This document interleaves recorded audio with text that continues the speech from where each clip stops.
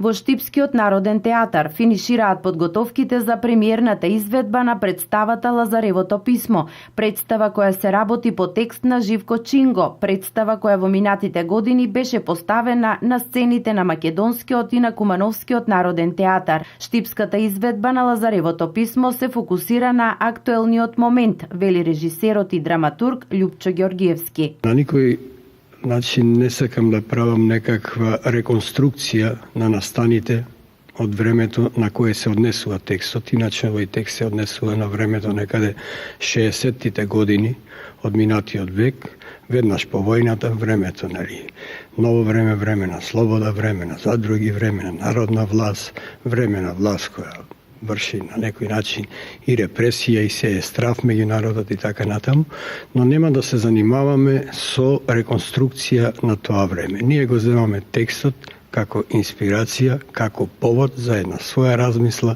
за денешното време, се разбира. Чинго во Лазаревото писмо покажува како драматичното време на промени пред околу 7 децении се рефлектира врз животот на обичниот човек. Најновата театарска представа на Штипскиот театар ја има истата цел. Ми се чини дека денес исто така се наоѓаме во едно драматично време, последниве 20 години, кога овој македонски човек е фрлен во услови не на слобода, туку во услови на демократија.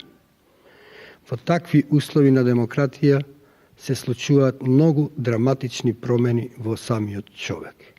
И имам впечаток дека и тогаш и сега, наместо овој човек да се приспособи кон тие промени, напротив, тие нови услови ги приспособува на своите со стари теркови, на своите стари норми, на своите стари предрасуди и на се она што го гуши да оди напред.